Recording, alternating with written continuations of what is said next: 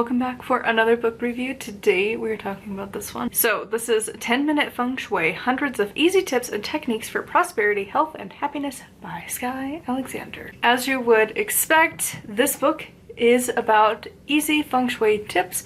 If you don't know what that is, it is an Eastern belief system, mostly, I guess, rooted in the Tao tradition. And it's basically the concept that if you do things a certain way, you put random things like certain types of, sorry, I'm very distracted. There's this raven that is just like hyper circling outside of the window.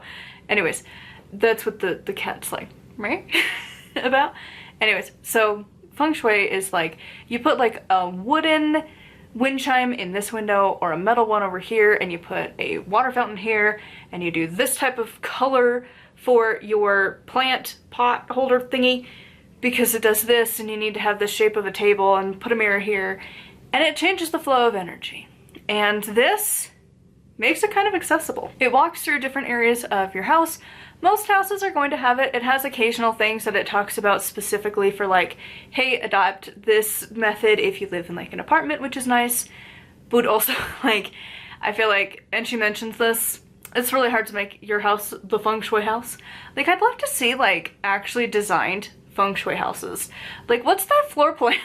I'm really curious. I really liked it. I gave it a 4 out of 5 star. One of the things that I really like about this is that it gives you really random little things to do. It gives you just like a quick like heading of like, here, we'll flip to a random page because this is how it's mostly set up. So like, above your workplace, hang a crystal on a 9-inch long red cord.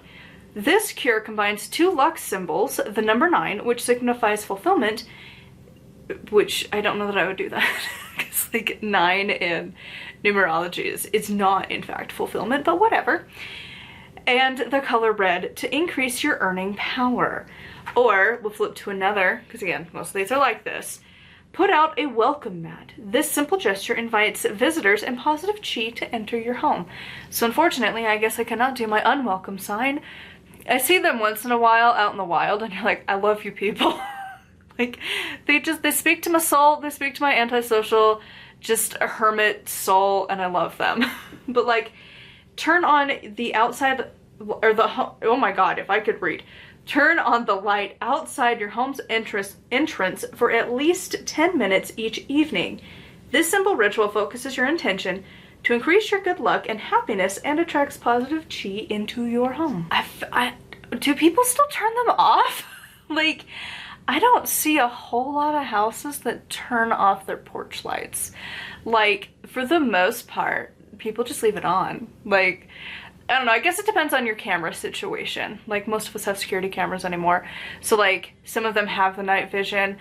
Ours is like kind of crap. So like, usually we leave like the porch light on, like most of our entire town does. Or you have lighting in your yard. You know, like most people, they have, I don't know, and would that count? Does it have to be the specific porch light or just illumination in general? I don't know, but it gives you ideas. It does also explain like the core basics of Feng Shui. Now I will say, once again, a lot of her books I think have this. No conclusion, and a lot of these books on Feng Shui include this a lot.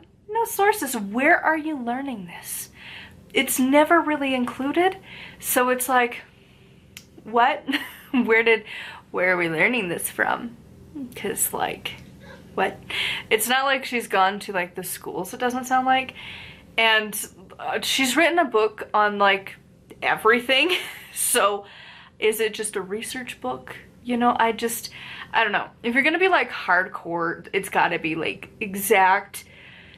You might want to like double check things, but if you're just like dabbling into it, I think it's a good place to start, because it really does just give you relatively easy things to do. Now granted, I will say this, one of the things with Feng Shui that always gets me is like, how though?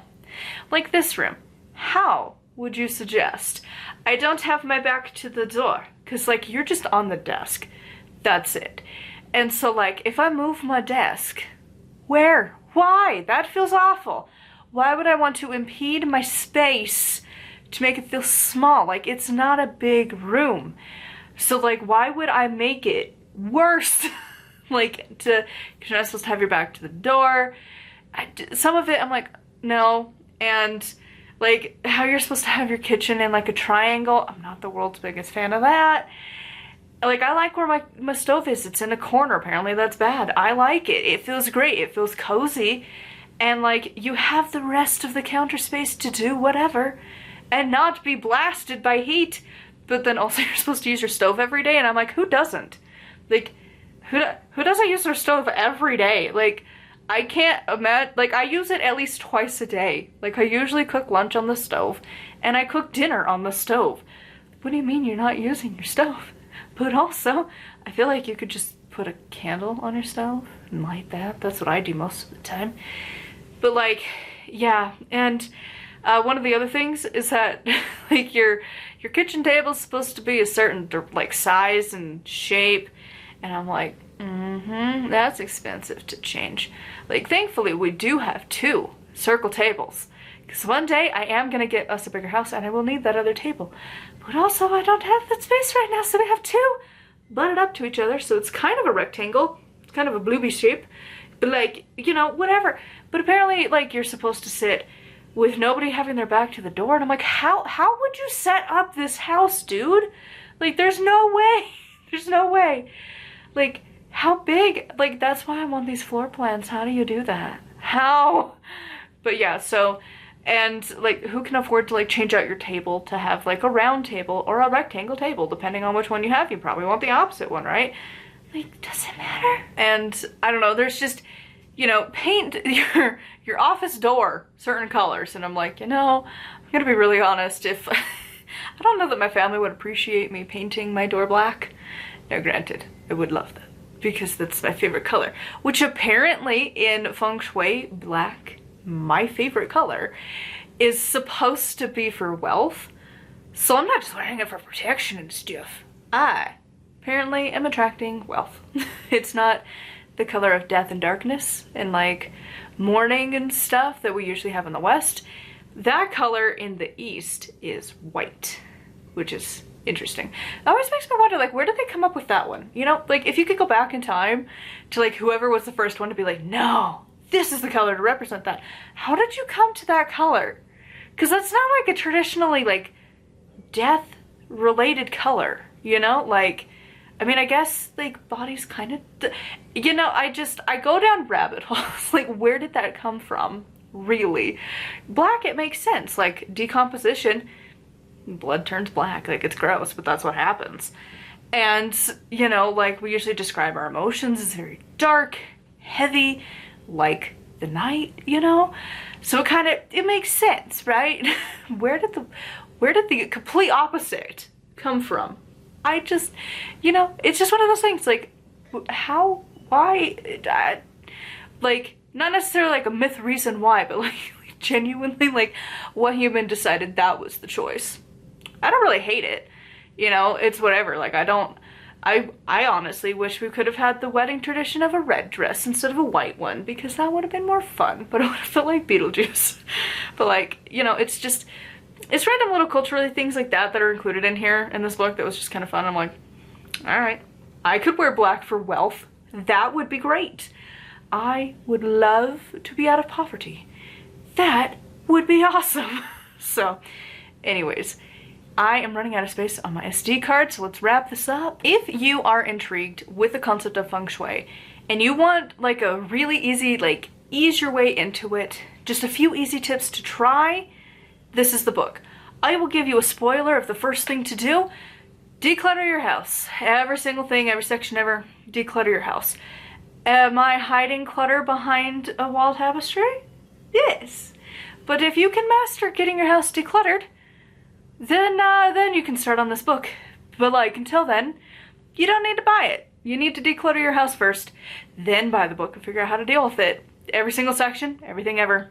Declutter first. So anyways, I would love to know your thoughts on this one in the comments down below. A huge thank you to my patrons. If you would like to support me and get access to exclusive content, like this week I finally finished editing my turning 29 video, so that'll be coming up on Saturday. So if you want to check it out, hear about me being old, it's gonna be going up on Saturday. Until next time, thank you so much for coming along and for watching to the very end. What would be a good I feel like I should always have this ready before I get to the end. You know, I really should. Let's see what our emoji options are. What if I just type in, is that an option? Yeah.